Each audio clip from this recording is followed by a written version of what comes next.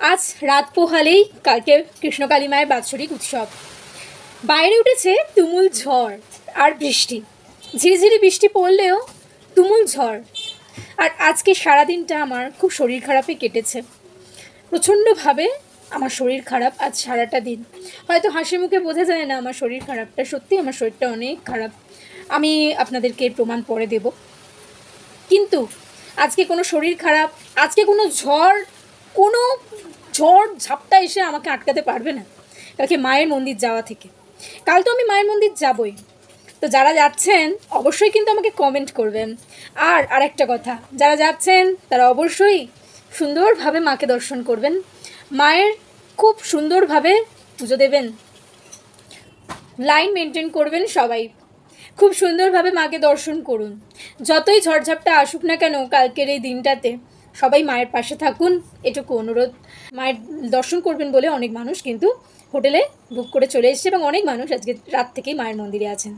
জানি অনেকে ভয়ে পিছিয়ে গেছেন, আর অনেকেরই জীবনের অনেক ভয়, জীবনের অনেক আশা, অনেক স্বপ্ন, কেউ এগিয়ে এসেও পিছনে হেঁটে যায়।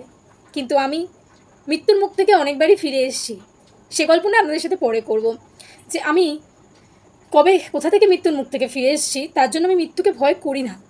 আর যেখানে স্বয়ং মা আছেন সেখানে তো একদমই নয়। আমি খুব বিশ্বাস করি কৃষ্ণকালী মাকে, আর এটাও বিশ্বাস করি কৃষ্ণকালী মায়ের মন্দিরে এই আগামীকাল রবিবার 27শে এপ্রিল 13ই বৈশাখ যারা যারা এই চক্রান্তে মায়ের মন্দিরের অনেক ভক্তকে এখানে টর্চার করবে, কেউ খারাপ কিছু প্ল্যানিংয়ে আছে, তাদের যেন ওগুলো সাকসেসফুল না হয়, এটা আমি জানি করবে, এবং সাকসেসফুল যাতে না হয় তার জন্য আমি প্রার্থনা মায়ের কাছে অলরেডি করেছি আর করব। তারা যেন বিফলে চলে যায়, তাদের যেন জল ঢেলে যায় তাদের প্ল্যানে। যাই হোক, আমি কোনো কন্ট্রোভার্সি ক্রিয়েটররা অনেক কিছু বলেছেন, আমি দেখেছি। তো যাই হোক, কালকে মায়ের পুজো খুব সুন্দর, ওখানে অনেক সুন্দরভাবে পুজো হবে, এবং মা বলেই দিয়েছেন কালকে ভোগে হবে পোলাও, আলুর দম, খুব মজা হবে কালকে। আমি তো আসছি, আপনারা আসবেন।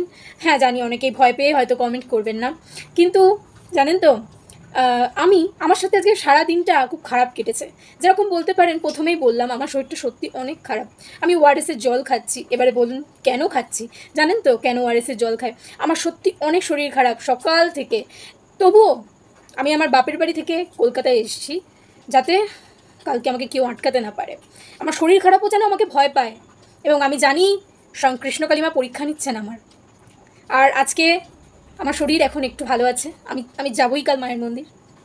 আর এদিকে প্রচণ্ড বাইরে ঝড় হচ্ছে, জানি না বৃষ্টি হবে কি না। বৃষ্টি হলেও আমি যাব, বৃষ্টি না হলেও যাব, ঝড় উঠলেও যাব, ঝড় না উঠলেও যাব। আরেকটা কথা বলি, যারা চেষ্টা করছেন মায়ের মন্দির নিয়ে যে এই নাটকগুলো করে যাবেন কালকের এই দিনটাতে, জানেন তো অনেক গরিব মানুষ আছেন যারা ডাক্তারের কাছে উপকার না পেয়ে স্বয়ং কৃষ্ণকালী মায়ের কাছে এসে তারা অনেক উপকৃত, তারা অনেক ফল পেয়েছে। তাদের এই স্বপ্ন, তাদের এই ভালোবাসাকে আপনারা বিসর্জন দেবেন না এভাবে। এরকমভাবে কাউকে আঘাত করা যায় না আমি মনে করি।